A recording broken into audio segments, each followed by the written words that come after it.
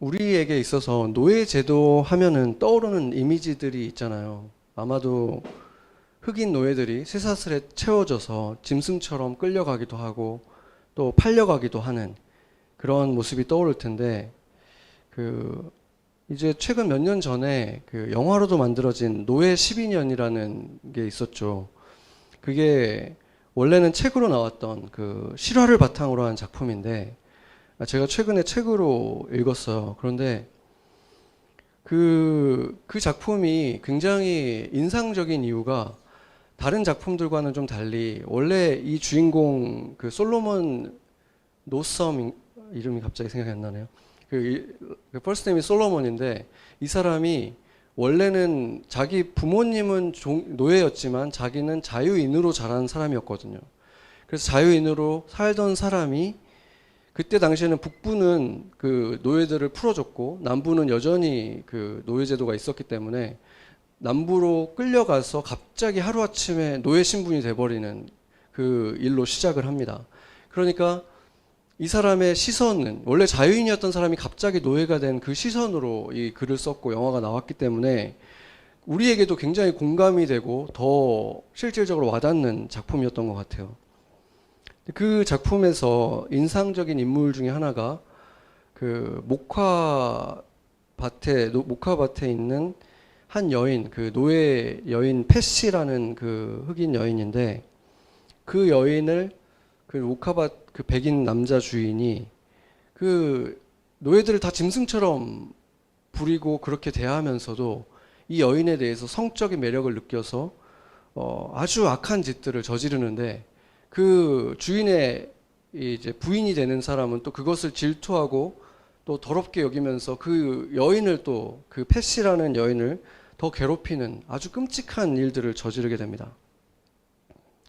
그래서 이 패시라는 여인이 주인공에게 자유롭게 살기 위해서 나를 좀 죽여달라, 이렇게 부탁을 하는 거예요.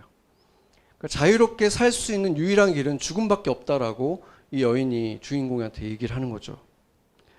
근데 자기가 스스로 목숨을 끊을 수 없었던 이유가 뭐냐면, 백인 주인도 그랬지만 이 흑인 노예들도 다 교회를 다녔거든요. 그들에게 있어서 신은 성경의 하나님이었어요. 그렇기 때문에 그 주인은 그들을 그렇게 짐승처럼 부리면서도 성경책을 들고 주인에게 순종하는 것이 하나님의 뜻이다라고 소리를 지르기까지 합니다.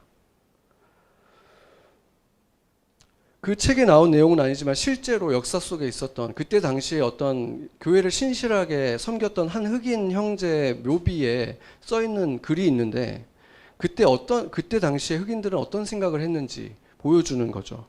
그 묘비에 어떻게 써 있냐면, 천국에서는 백인으로 다시 태어날 형제, 이렇게 써 있습니다. 그 흑인 형제 묘비에. 그렇기 때문에 사실상 그 미국의 노예 제도는 단순한 노예 제도가 아니라 인종차별, 그러니까 흑인은 원래 본질 자체가 그 가나안의, 창세기의 그 가나안의 후손이기 때문에 그의 피부색과 외모, 그 본질 자체가 죄의 대가를 이미 가지고 의미하고 있는 그런 의미를 가지고 있다는 거예요, 그 사람들은. 그래서 흑인이라는 존재 자체가 저주받은 존재로 생각을 했다는 거죠, 크리스천들이. 그래서 그 흑인 노예 해방 운동가 프레드릭 더글라스라는 사람이 아주 유명하잖아요. 그 흑인인데 이분이 자서전에서 이렇게 말을 합니다. 신앙이 깊지 않은 노예주가 갑자기 신앙이 깊어지면 어쨌든 조금은 인자하고 인간적으로 변하지 않겠냐는 한 가닥 희망이 샘솟았다. 하지만 실망만 안겨주었다. 성격에 변화가 있다면 모든 면에서 더 잔인해지고 흑인에 대한 증오심이 더 커졌다는 것이다. 종교를 갖게 되자 신의 권능으로 노예 소유의 잔인함을 옹호하기까지 했다. 이렇게 말을 합니다. 그래서 이 미국의 흑인 노예 제도를 지탱한 하나의 큰 축이 사실은 당시의 기독교였다는 거예요. 그리고 그 대표적인 구절 중에 하나가 우리가 오늘 본 디모데전서 6장 1절입니다. 이 구절하고 몇 개 구절을 바탕으로 해서, 그것을 근거로 미국인들은 흑인 노예 제도를 정당화했고, 종교에 열심히 있는 기독교인들이 동시에 흑인에게 있어서는 역사상 어떤 노예 주인보다도 잔혹했습니다. 그렇다면 그들은 지금 우리가 보고 있는 성경과 다른 성경을 본 것입니까? 이것이 바로 성경 전체를 통해서 나타난 하나님의 뜻을 온전하게 분별하지 못하고 하나님의 진심을 알지 못하고 성경의 몇 개의 구절만을 가지고 자신들의 논리를 붙여서 만들어낸 백인 우월주의 기독교라는 이단이 탄생한 것이죠. 이처럼 이단들은 언제나 교회 역사 속에서 교회 역사뿐만이 아니라 인류 역사에 크나큰 비극을 만들어냈습니다. 하나님의 영이 함께하는 사람들이 하나님의 말씀을 볼 때 온전하게 분별하고 그 뜻을 알아야만 하나님의 뜻대로 살아갈 수 있게 되는 것인데, 욕심을 가지고 교만한 마음을 가지고 하나님의 말씀을 이용하려고 할 때, 하나님을 이용하려고 하는 그 부패한 사람들은 결국은 기독교를 세상의 빛이 아니라 세상을 더 어둡게 만드는 일들을 하고 말았던 것입니다. 그러나 그것은 결코 참된 기독교가 아니었습니다. 성인이 되어서야 인격적으로 예수님을 만나고 그러고 나서 이제 인생 전체를 노예 해방을 위해서 드렸던 윌리엄 윌버포스, 이 사람이 쓴 책이 참된 기독교라는 책이 있는데, 그 책에서 이 사람이 이렇게 적었습니다. 하지만 이름뿐인 기독교는 이런 일을 실현할 수 없다. 참된 기독교만이 그럴 수 있다. 겉보기로의 기독교가 아니라 속으로의 기독교가 그럴 수 있다. 그러므로 이런 선한 일이 실현되고 정치가 부패하지 않게 하려면 참된 믿음을 배양해야만 한다. 이렇게 말을 했습니다.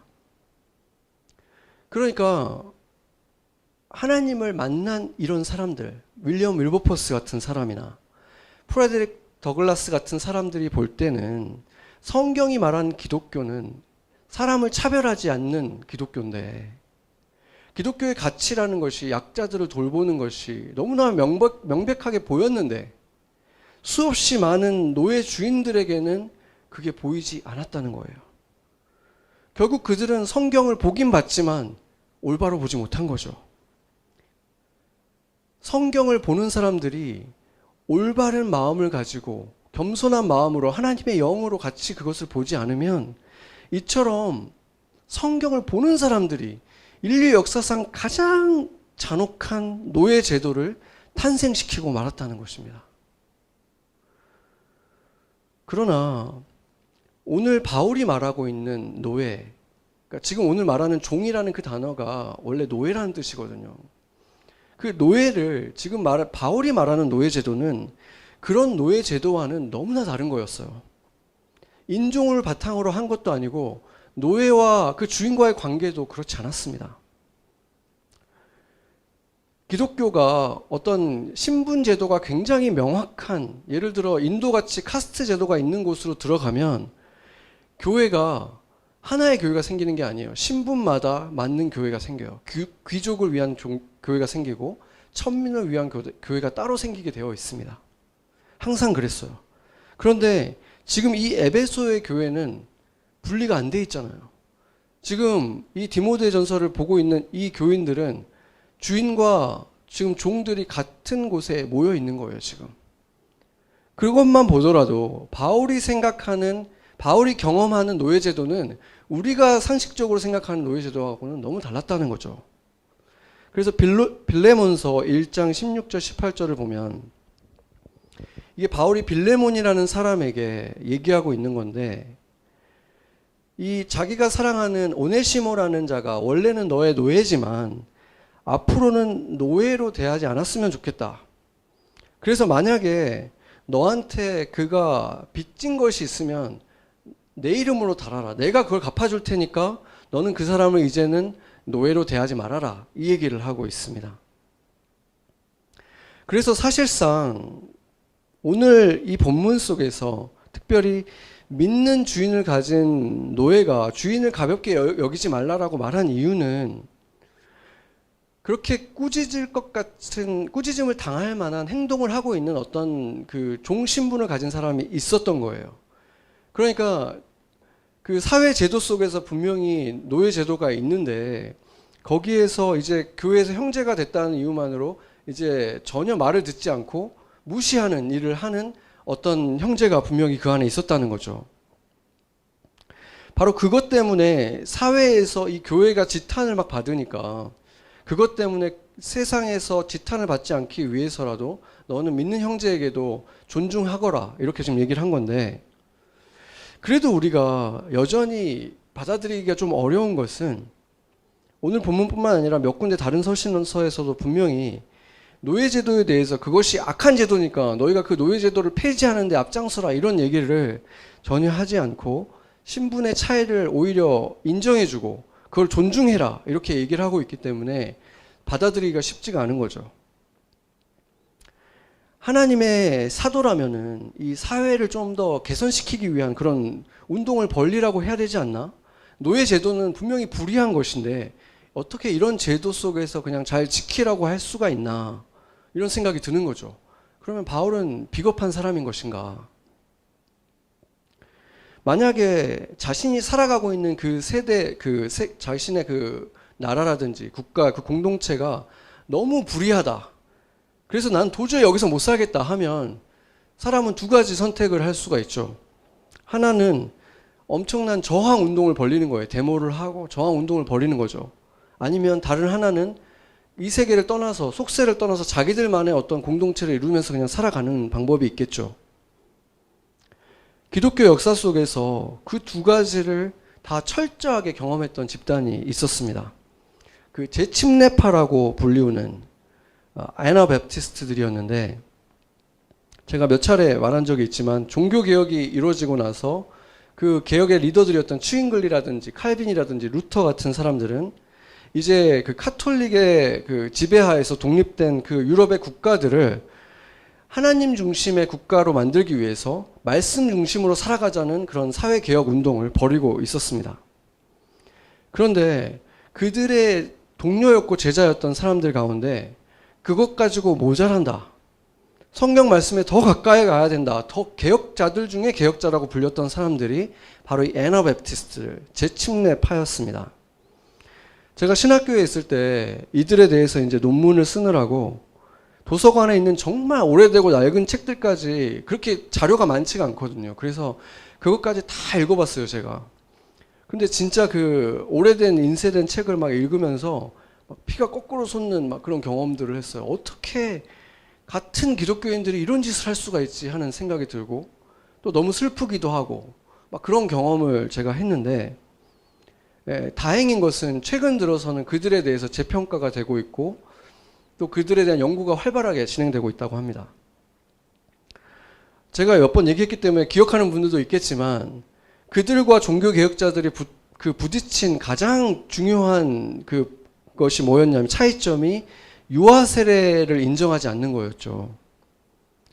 유아 세례를 받으면 구원을 받는 것으로 인정해졌던 카톨릭과는 달리, 그리고 종교개혁자들도 그랬는데, 이 사람들은 그거는 세례가 아니다. 왜냐하면 신앙 고백을 한 후에 세례를 받는 것이 진짜 세례인데 아이들은 그걸 할 수 없기 때문에 그건 세례가 아니다 라고 얘기를 했는데, 당시 모든 유럽인들은 거의 유아 세례가 출생 신고나 마찬가지였고, 그래서 다 그걸 받고 그걸로 자기는 구원받았다고 생각하고 있는데 그게 무효다라고 주장을 하니까 결국에 이 몇 명 안 되는 사람들이 온 유럽하고 이 적대 관계가 돼버린 거죠. 그랬기 때문에 엄청난 미움을 받고 박해를 받게 됩니다. 그들이 당한 박해의 수준은 입에 담을 수 없는 수준이었어요. 생매장을 시키고 온갖 잔인한 학살을 다른 사람도 아니고 종교개혁자들에 의해서 당했다는 거예요. 믿기 어려운 일들이 일어난 거예요. 그래서 지금 우리가 이제 수백 년이 지나서 그때 어떻게 그렇게까지 했을 수 있는가 온전하게 이해하기는 어렵겠죠. 그렇지만 확실한 것은 그리스도의 이름으로 그런 일들을 행했다는 것은 분명히 잘못된 것이고 부끄러운 기독교의 역사라는 것이죠. 이것 역시 마찬가지로 아까 미국의 노예 제도와 마찬가지로 하나님의 뜻을 온전하게 분별하지 못하고 성경의 일부의 부분을 강조했을 때 일어나는 비극이었던 것입니다. 그렇다면은 재침례파는 그냥 정의로운 피해자이기만 했을까? 그들이 만약에 자신이 깨달은 이 재침례에 대한 이 부분을 절대적인 진리로 두지 않고 다른 종교개혁자들을 그냥 적대시하지 말고 같이 보듬어야 될 형제들, 우리가 같이 그들과 함께 힘을 모아서 이 유럽을 진짜 하나님께로 인도해야 된다. 그들에게 진정한 구원이 임할 수 있도록 뭔가 해보려고 하는 그런 구원의 대상으로 좀 협력의 대상으로 바라봤다면 그렇게까지 도발적인 저항 운동을 하지는 않아도 되지 않았을까 이런 생각을 해볼 수 있다는 거죠.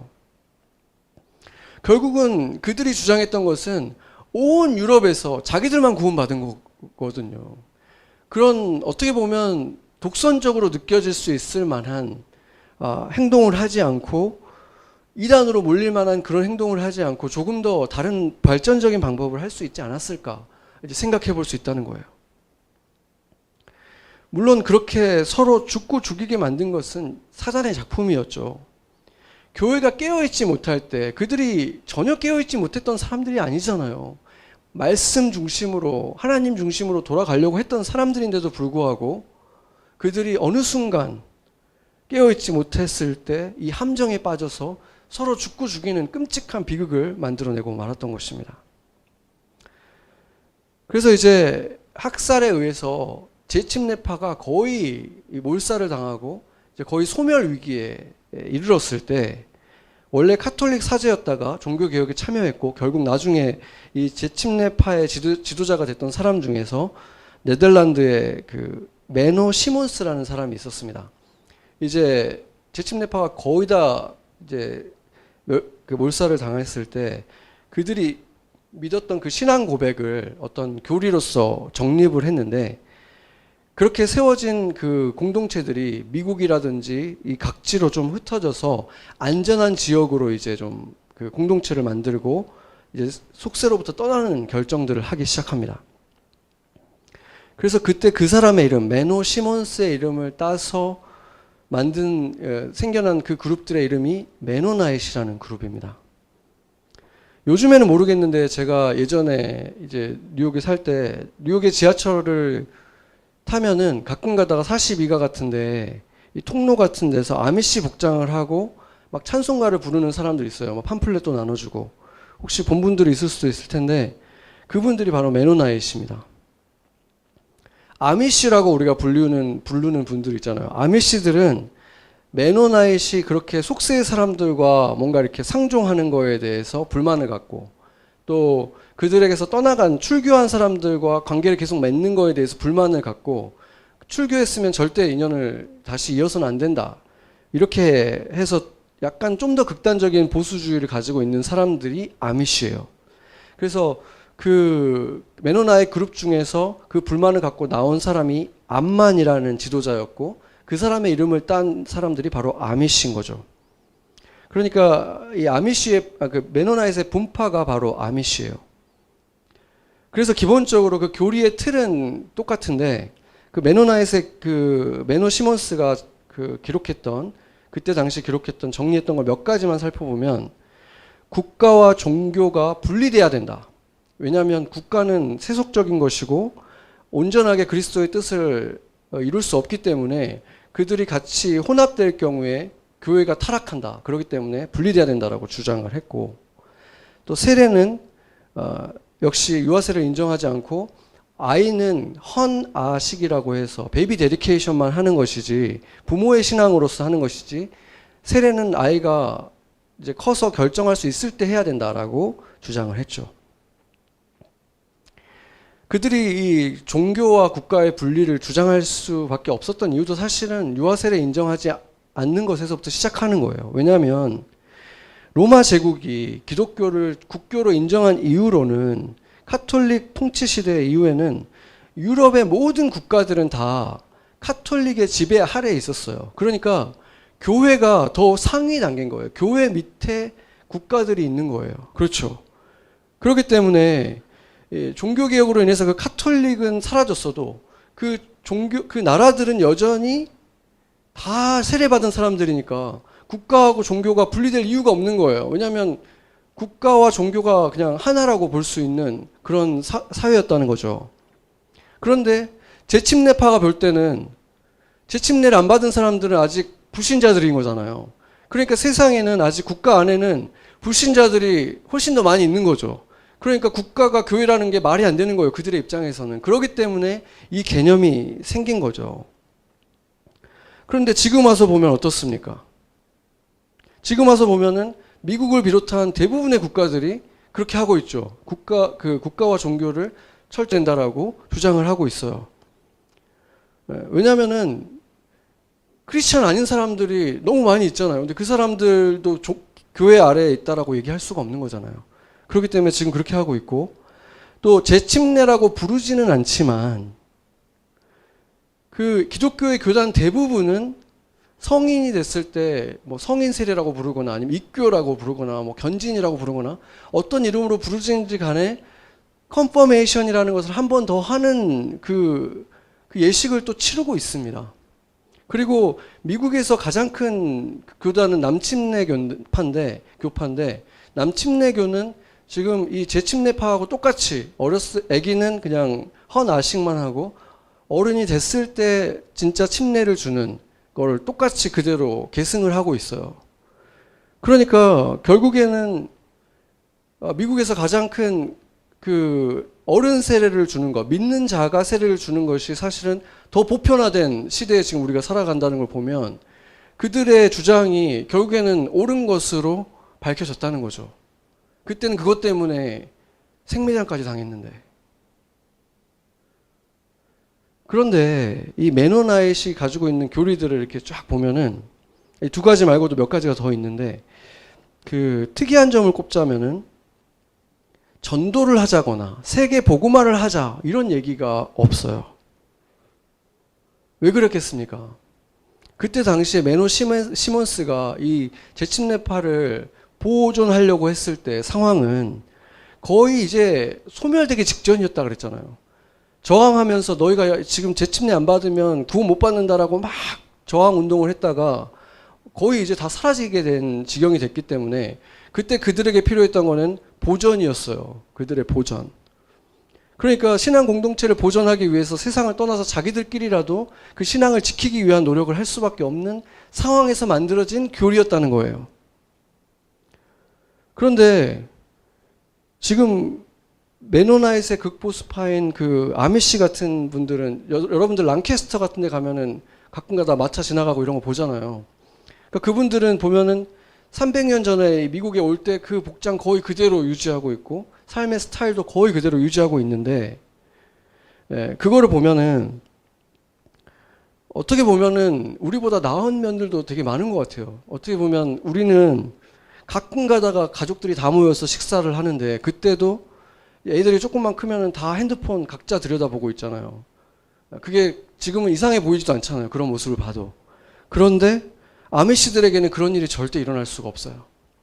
어른부터 아이들까지 아침 일찍 일어나서 기도하고 예배로 시작하고 다 모여서 식사 항상 하고 기도로 식사도 시작하죠. 그리고 식사할 때도 항상 같이 대화를 하게 돼 있어요. 그래서 인간의 행복이란 과연 어디에서 오는 것인가를 우리가 한번 생각해 볼 때 만약에 소유에서 오는 것이다. 물건을 많이 갖고 있는 것, 편리한 걸 많이 갖고 있는 것이 행복을 준다라고 생각하면 아미시 같은 사람들은 뭐 스마트폰도 없고 스마트폰은커녕 뭐 공중전화기도 그 마을에 한두 개 있으니까 뭐 TV도 당연히 없고 라디오도 없고 뭐 전기도 거의 뭐 프로판 가스를 가지고 쓰고 뭐 이런 식이니까 거의 없죠. 그러면은 그들은 가장 불행한 그 인간 집단이어야 될 텐데 그렇게 보이지가 않는다는 거죠. 왜냐하면 행복이라는 것은 사람들 사이에 사랑하는 사람들과의 관계 속에서 나온다는 것을 우리가 알고 있잖아요. 그렇다면은 그들은 할아버지 할머니까지 다 같이 살면서 이렇게 같이 손수 땀 흘려서 일하는 삶을 살아가니까 또 구글이나 인터넷이 없으니까 어른들이 존중을 받아요. 지혜가 있고 특히나 할아버지 할머니들은 거기에 지혜의 상징으로 여겨지면서 정말로 장로로서 인정을 받죠. 엘더로 인정을 받고 존경을 받습니다. 그래서 그리고 또 아이들 같은 경우는 그 전체 마을 안에서도 한 100여 명 정도를 이루는 사람들을 교구라고 불러서 그들만 모여서 사실은 예배를 드리거든요. 매주 모이는 거는 그 100여 명이에요. 그러니까 그게 사실 로컬 교회라고 볼 수 있는데 그 사람들끼리는 집을 지을 때 다 같이 모여서 집을 짓고 큰 일이 있을 때 다 같이 모여서 하고 그러니까 가족도 대가족으로 살지만 그 교회도 진짜 그 성경의 교회처럼 정말 같이 서로 도우면서 살아가는 아이들이 그 100여 명의 사람들한테 다 사랑받으면서 어렸을 때부터 자라는 거예요. 그러니까 정말로 성경에서 보여주는 사랑의 공동체의 모습이 그들 안에 있는 거죠. 정말 행복할 것 같아요. 노인들. 지금 이 서구화된 사회에서는 어느 정도 나이가 되고 나면은 다 노인들만 모여 사는 시설에서 인생의 마지막 시간을 다 보내실 수밖에 없잖아요. 사회 구조가 그렇게 돼 있어요. 그런데 그런 시대에 마지막까지 가족들 주변에서 가족들과 함께 살고 또 일도 거들어요. 그리고 지혜도 전해주고 존경받으면서 정말 마지막을 마치는 그분들은 정말 부러울 게 없는 마지막을 보내시는 거예요. 그러면 그곳의 아이들은 불행할까? 그 아이들을 보면 그 스마트폰이나 게임기가 없으니까 불행할 것 같지만 동물들이랑 정말 뛰어놀면서 자라고 엄마 아빠 어렸을 때부터 도우면서 젖 짜는 거 하고 말 타고 다니고 하면서 너무 행복해 보여요. 전혀 불행해 보이지 않아요, 그 아이들도. 사실 유일하게 걱정되는 애들이 있죠. 10대들. 10대들은 좀 그렇잖아요. 20대 초반이라든지. 그들은 좀 불행하지 않을까 생각을 했는데 그들에게는 아주 특이한 의례가 있는데 그들은 16살이 성인이라고 이제 생각하거든요. 그래서 그때가 되면은 이제 선택의 기회를 줘요.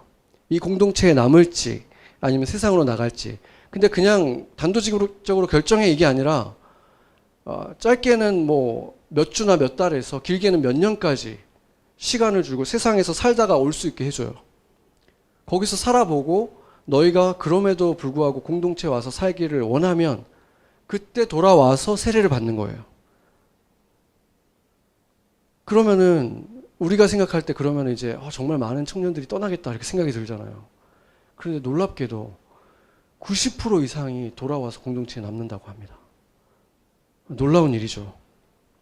그래서 그 사람들이 남아서 세례를 받고 이제 공동체를 계속 이어가고 있어서 사실상 아미시가 없어질 것 같은데 엄청나게 불어나고 있어요.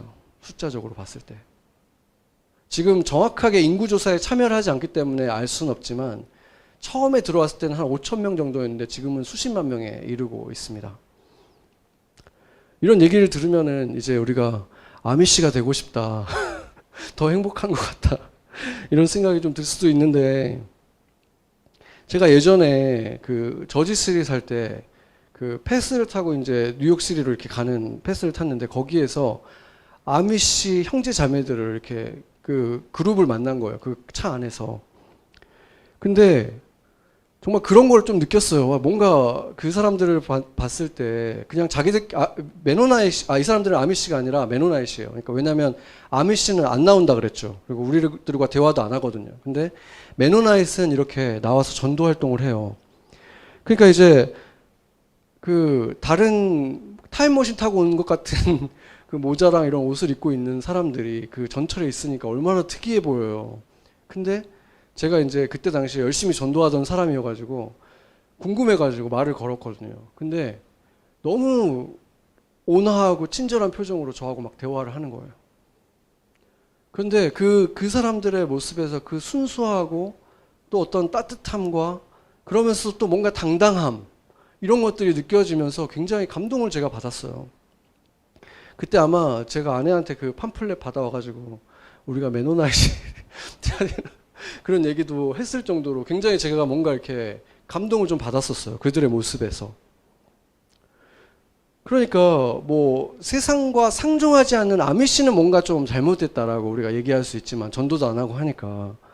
그래도 전도하러 용기를 내가지고 자기의 집을 떠나가지고 너무 다른 세상인 이 맨하탄에 이 42가에 와가지고 그런 복장을 가지고 전도하는 이분들 정도 되면은 정말 대단한 사람들 아니에요?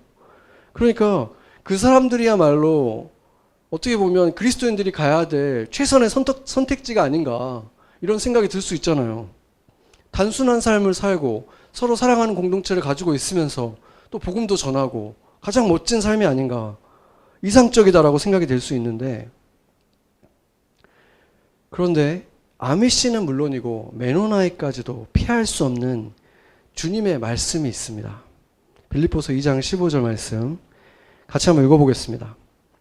이는 너희가 흠이 없고 순전하여 어그러지고 거스르는 세대 가운데서 하나님의 흠없는 자녀로 세상에서 그들 가운데 빛들로 나타내며. 아멘.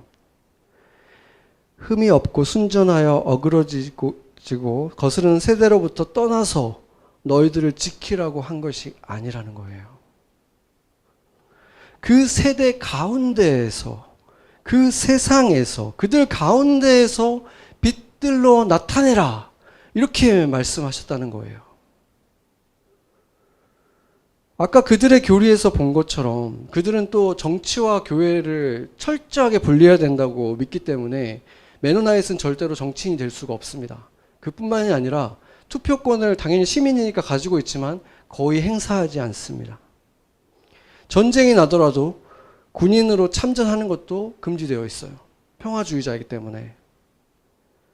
이런 것들만 보더라도 그들이 생각할 때 거룩하지 않은 일, 총을 든다거나 피 묻히는 일, 거룩하지 않은 일들, 정치, 이런 거는 죄인들한테 맡기고 우리는 할 수 없다, 이런 거는. 자신들만의 거룩함을 지켜나가는 것은 사실상은 극단적인 이기심을 보여주는 것입니다. 한번 생각을 해보세요. 그러면 그 메논나잇들이 와가지고 전도를 하는데 그 전도가 너무 잘 돼서 모든 미국 사람들이 다 메논나잇이 되면 그러면은 미군이 하나도 없어지는 거잖아요. 그럼 미국은 어떻게 될까? 생각을 해보세요. 메노 시몬스가 그들의 교리를 만들었던 당시에는 그들이 박해를 받았고 거의 소멸 위기에 있었기 때문에 정체성을 지키는 게 중요했지만, 지금은 그렇게 박해를 받지도 않을 뿐만 아니라 지금은 오히려 세상에 복음을 들어야 될 사람들이 너무 많이 있잖아요. 그때와 너무 다르잖아요. 모든 사람들이 세례받았던 그때와는 지금은 너무 다른 세대잖아요. 수백 년간 그 하나님의 역사 속에서 지금 상황이 완전히 달라져 왔는데 그들은 조금 더 변화하지 않고 그들만을 지키면서 살아오고 있다는 것입니다. 그래서 그때는 세상과의 분리가 옳았지만 지금은 틀렸다는 것입니다. 바울은 그렇다면은 하나님의 뜻을 따르는 삶의 모습이 어떠해야 되는지 좋은 모델을 보여준 구절이 있어요. 고린도전서 9장 19절, 22절 말씀입니다. 여기에서 보면은 정리해 보면 이거예요. 나는 자유로운 사람이지만 종이 될 수도 있다. 상황에 따라서 난 노예가 되는 것을 갈 수 있다. 그리고 나는 유대인이기 때문에 율법 아래에 있는 유대인으로 살아갈 수도 있지만 하나님이 나를 또 다른 곳으로, 다른 상황으로 인도하시면 나는 이방인처럼 또 살 수도 있다. 이런 얘기를 하고 있는 거예요. 약한 자들 사이에 있을 때 내가 약한 자가 돼야 하면 약한 자가 될 수도 있다. 이게 지금 뭘 말해주는 거예요? 지금 나에게 주어진 상황이 어떤 상황인지 그 하나님의 뜻을 분별해서 종도 되었다가 자유인도 되었다가 이방인도 됐다가 유대인도 됐다가 나에게 자연스러운 일은 아니고 내가 원하는 일도 아니지만 상황을 바꾸려고 하는 게 아니라 상황에 마땅한 그 순응하는 모습을 통해서 하나님이 원하시는 모습으로 나는 살아갈 수 있다. 그렇게 할 때 나를 통해서 하나님이 일하실 것이고 그게 바로 세상에서 빛으로 살아가는 것이다. 지금 그 얘기를 하고 있는 것입니다. 하나님의 나라를 세우겠다고 이슬람 정권을 만들고 종교와 나라가 분리되지 않는 이슬람 정권을, 국가를 만들어버리고 카톨릭 국가를 만들어 버리는 그런 것도 잘못된 것이고, 이제 세상은 너무 썩었고 너무 부패했으니까 거기를 떠나서 우리만의 세계를 만들자, 우리만 지키고 우리끼리 살자, 이것도 잘못된 것입니다. 부르시는 곳이 전쟁터면 군인으로 나가는 것이고, 정치계면 그곳에서, 예술가면 또 그곳에서, 사람들을 마주하는 서비스업이라면 그 사람들에게, 같이 일하는 동료들에게 그 중심에서 사랑이라는 경건을 행하면서 살아가는 것. 그 작은 빛으로 단 몇 명이라도 구원할까 하는 그런 마음으로 살아가는 것이 빛을 비추는 것입니다. 아멘. 거룩한 하나님의 아들이 불의한 세상으로 걸어 들어오셨잖아요. 인류의 역사 속에서 들어오셨잖아요. 짐승들의 그 구유에 누여야만 했던 그 가난 속에서도 그분은 빛이 나고 있었고, 이스라엘의 땅끝 마을 나사렛에서 일용직 노동자로 천대를 받으면서도 빛으로 나타내셨습니다. 제가 좀 부끄럽기도 하지만 제 얘기를 여러분에게 좀 몇 가지를 하겠습니다. 제가 여러분이 지금 저를 보면 안 믿어질 수도 있겠지만 성향상 정말 힘들어하는 게 몇 가지가 있어요. 제가 집중력이 그렇게 나쁘지는 않은데 오랫동안 몇 시간을 앉아가지고 집중해서 글을 쓰는 거를 정말 힘들어하는 사람이거든요. 그래서 신학교 다닐 때도 그냥 중간중간 숙제는 3페이지 뭐 이렇게 쓰는 거니까 괜찮아요. 근데 중간고사, 기말고사는 막 10페이지, 15페이지, 20페이지를 써야 되면은 진짜 너무 힘든 거예요. 진짜 그 사실 자체가 일단 나를 힘들게 하고, 앉아 있는 것도 너무 힘들게 하고, 그래서 정말 1년에 몇 번 오는 그 날들이 진짜 힘들었거든요. 그런데 지금은 매주 제가 이 설교를 준비할 때 최소 20장에 30장을 쓰고 이제 제가 간출이거든요. 그 앉아있는 시간이 어마어마하게 하는 거를 매주 제가 그걸 하는 거예요. 그렇다면 옛날로 치면 저한테는 진짜 어떻게 보면 매주 고문을 당하는 거잖아요. 그런데 하나님께서 할 수 있게 능력을 주시는 걸 경험을 하고 있는 거예요. 여러분 지금 기적을 보고 계시는 거예요. 지금 기적을 보고 계시는 거예요. 근데 그거보다 제가 더 힘들어하는 게 뭐냐면 퍼블릭 스피킹이에요. 이렇게 사람들 앞에 서가지고 말을 하는 거. 이거는 예전에 그 영화 있잖아요. 킹 스피치 이런 거 있죠. 뭐 그 사람까지는 아닐지라도 정말로 힘들어했던 일이거든요. 제가 이렇게 3, 3, 5 앉아가지고 얘기하고 대화하는 건 너무 좋아해요. 근데 그거랑 이 앞에 서가지고 하는 거랑은 완전히 다른 얘기거든요. 그래서 예전에 제가 그 직장 다닐 때 팀장으로 승진하는 건 좋았는데 이제 그런 프레젠테이션을 해야 되잖아요. 그것 때문에 팀장 되기가 싫었던 사람이에요. 그러니까 그거 공감하는 분들도 있을 거예요. 그게 얼마나, 그래서 막 책을 사서 보면서 자기 막 최면도 걸어보고 다 해봤는데 안 되는 거예요. 근데 지금 이렇게 매주 이걸 하고 있잖아요, 여러분. 지금 여러분 지금 무리를 걷는 걸 보고 계시는 거라니까요, 진짜 지금. 그리고 또 한 가지 제가 정말 싫어하는 게 있어요. 그거는 힘들기도 하지만 싫어하는 게 뭐냐면 바로 이 카메라 앞에 서는 거를 제가 정말 싫어해서, 제가 10대부터 지금까지 제 사진이 거의 없어요. 찍는 거는 너무 좋아해가지고 제가 찍은 사진은 수만 장이 있는데 제가 들어가 있는 사진은 정말 거의 없어요. 그런데 지금 매주 라이브 스트리밍을 지금 하고 있잖아요. 이거가 지금 여러분 지금 공중부양하는 거 지금 보고 계시는 거라니까요. 지금 기적이 일어나고 있는 거예요. 제가 왜 장황하게 지금 제 이야기를 하는 거냐면 하나님은 하실 수 있다. 아멘. 제가 이 말을 해주고 싶어서 지금 제가 이렇게 장황하게 얘기를 하는 거예요. 이게 나의 소명이기 때문에 나는 도저히 못할 것 같은데 하나님 이걸 하라고 하셨을 때, 하나님 저는 이거 진짜 못할 것 같은데 정말 너무 힘들어하는 일들이고 내가 싫어하는 일인데 어떻게 합니까? 근데 하라고 하시니까 그러면 제가 한번 해볼 테니까 꼭 도와주셔야 돼요. 이렇게 붙들 수밖에 없는 상황 속에서 오늘도 기도했어요. 예배 때마다 제가 기도한다 그랬잖아요.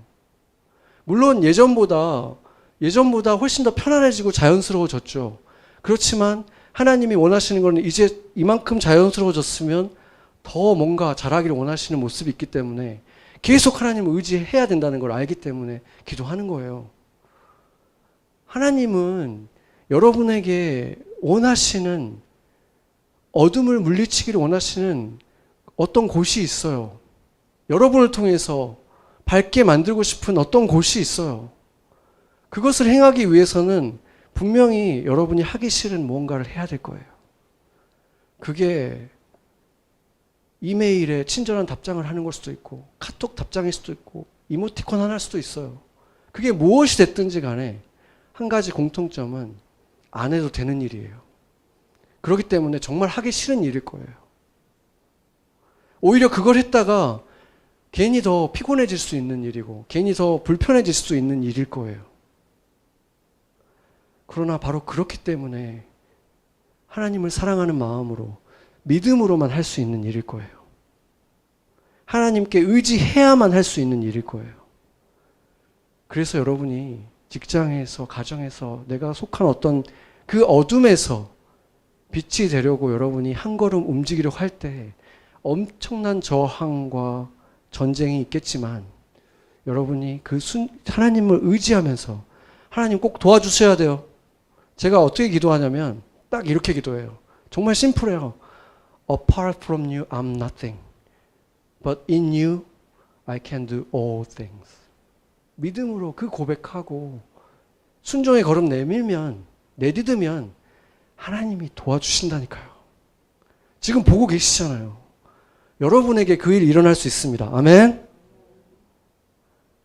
제가 이 말씀을 사실상 생각을 해보면 매주 하고 있는 거예요. 그렇죠. 매주. 하나님이 말씀을 통해서 조금씩 다르게 입체적으로 하시지만, 결국 하나님이 보시고 싶은 것은 교회에서 그냥 빛나는 거가 아니잖아요. 교회에서, 이 공동체에서 빛나는 모습 아름답고 좋은 거예요. 그런데 만약에 그거라면 아미시들이 훨씬 더 잘하고 있잖아요. 그들끼리 사랑하는 거 어디에다 비하겠습니까? 어떤 교회에 비할 수 있겠습니까? 삶을 다 공유하면서 살아가는데 우리가 어떻게 그들을 꾸짖을 수 있겠어요?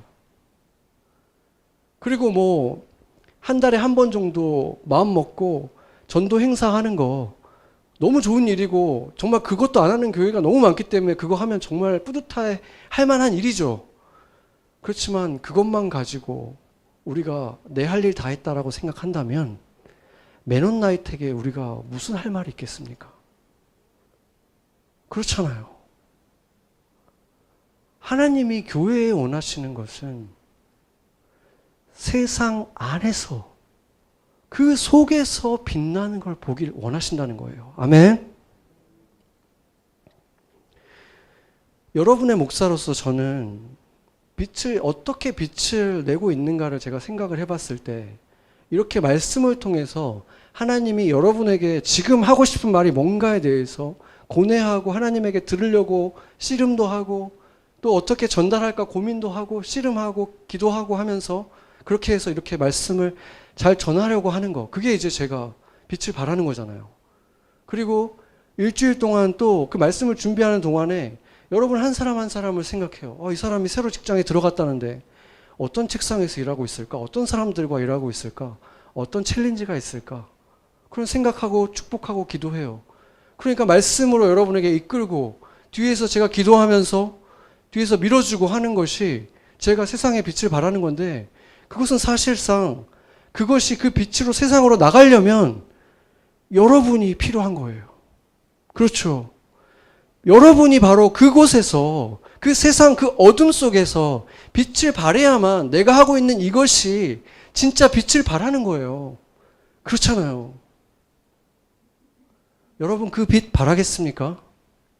아멘? 아멘 소리가 너무 작은데 이거? 안 되겠어요. 한 번 더 해야 되겠어요. 제가 이렇게 열심히 말씀을 준비하고 여러분 위해서 기도하고 있는 이것이 빛을 발하기 위해서는 여러분이 그것을 해야 됩니다. 아멘? 아멘. 네. 네. 그것을 하지 못했던 과거는 이제 다 잊어버리고, 미래는 여러분이 이제 하나님이 이끄시는 이 말씀을 듣고 어떻게 행하느냐에 따라 달려있고, 여러분이 할 수 있는 것은 지금 당장 내 눈앞에 있는 그 어둠입니다. 여러분을 둘러싸고 있는 그 어둠에 대해서 내가 뭘 해볼 것인가. 저보다도 그 어둠을 더 직접적으로 느끼고 있고, 그 어둠이 없어지기 위해서는 뭐가 필요한지도 여러분이 더 잘 알잖아요. 저보다 더 구체적으로 보고 있는 분들이잖아요. 여러분이 밝혀야 될 어둠은 무엇입니까? 그곳에서 빛이 되기 위해서 해야 될 것은 무엇입니까?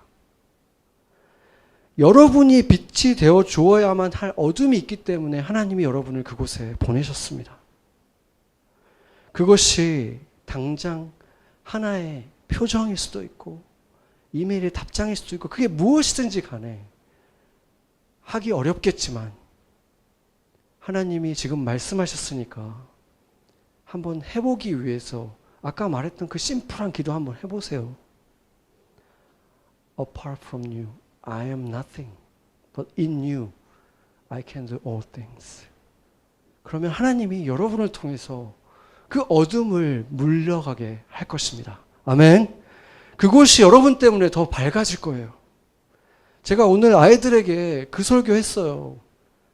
세상에 그리스도인들이 있어서 조금 더 밝아져야지. 너희들이 아직 어리지만 너희들 때문에 세상이 조금 더 밝아질 수 있어. 그거 설교했어요. 여러분을 세상에 두신 이유가 세상을 조금 더 밝게 하고 싶고 몇 명이라도 더 구원하시고 싶어서 이 교회를 지금 남겨두신 거잖아요. 여러분, 어둠을 쪼개는 일은 어려운 일이에요. 그렇지만 여러분 혼자 하실 일이 아니라 순종하는 여러분과 함께 하나님이 하시는 일입니다. 빛이 되어라. 이곳에서 빛들로 일어서라 하신 주님의 명령에 순종하시기 바랍니다. 같이 기도하시겠습니다. 너희는 세상의 빛이라. 산 위에 있는 동네가 숨겨지지 못할 것이요, 사람이 등불을 켜서 말 아래에 두지 아니하고 등경 위에 두나니 이러므로 집안 모든 사람에게 비치느니라.